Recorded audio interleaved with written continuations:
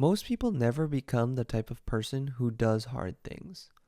Not because they're weak, not because they're lazy, but because they wait for the feeling to magically appear. The feeling of discipline, motivation, toughness, or courage. And here's the truth. You don't need to feel like that before you act. You feel like that because you act. Identity is not something you discover, it's something you build. And every hard thing you do is a brick. Every time you avoid something hard, you remove one. If you want to do hard things consistently, confidently, without hesitation, you have to reshape who you think you are. And that doesn't happen with affirmations or motivation. It happens with evidence. In this video, I'll break down exactly how people build the identity of someone who does difficult things, and how you can start today with nothing more than small actions and a system. Let's get into it. Identity builds from action, not intention. Most people start with a goal.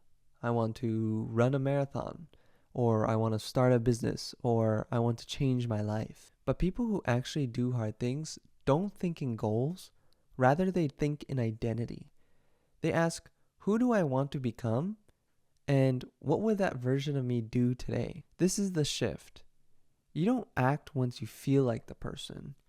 You become the person through actions. Identity is like a collection of votes. Every time you do something difficult, you cast a vote for a stronger version of yourself. But every time you avoid something difficult, you cast a vote for a weaker version of yourself. You don't need to win every vote.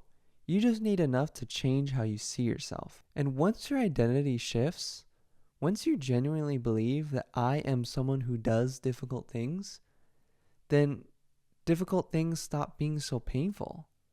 They become your new normal. Start small. Consistency beats intensity. Most people fail because they start too big. They go from zero discipline to monk-like discipline overnight. But identity doesn't grow through huge overnight leaps. It grows through small, repeated proofs. You need daily wins, not heroic wins. Pick a small, difficult thing to do every day. One that is uncomfortable but doable. Here's why this works. Your brain doesn't care about how big the action is. It just recognizes a pattern. And the fact that you do difficult things consistently, that's what builds identity. The size of the task doesn't matter, but the consistency/repetition is what matters. Stop negotiating with your feelings. Here's the truth that nobody wants to admit. People who do difficult things aren't superhuman. They don't feel motivated all the time, and they don't enjoy discomfort 24/7. They just stopped using their feelings as an excuse. If they're tired, they still show up. If they're stressed, they still do the work. If they're uncomfortable, they take that as a cue, not as an excuse. Start telling yourself the phrase, my actions aren't determined by my feelings, rather they're determined by who I choose to be. This rewires everything because you're no longer obeying your energy, rather you are obeying your identity.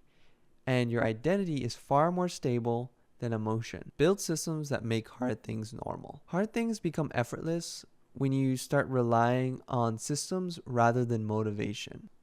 This is where the refinement loop comes in.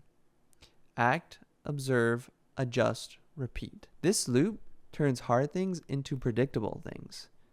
It takes the chaos and turns it into routine.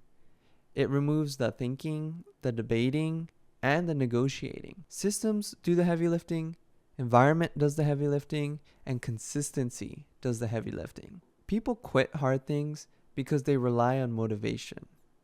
But people who thrive doing hard things rely on infrastructure. And the smallest systems are the most powerful. Same workout time, same workspace setup, same morning routine, same journaling cues. And your brain learns, when this happens, I do the hard things.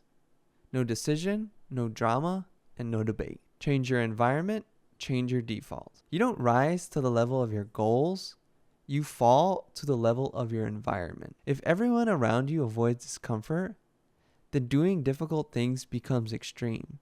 But if everyone around you embraces challenge, then doing difficult things becomes your baseline. Your environment shapes your identity far more than motivation does. Identity is contagious, so make sure you catch the right one. Measure who you're becoming. One of the fastest ways to reinforce identity is to measure it. Because once you see your growth, your brain starts to believe in who you're becoming. Measure it in a way that's easy.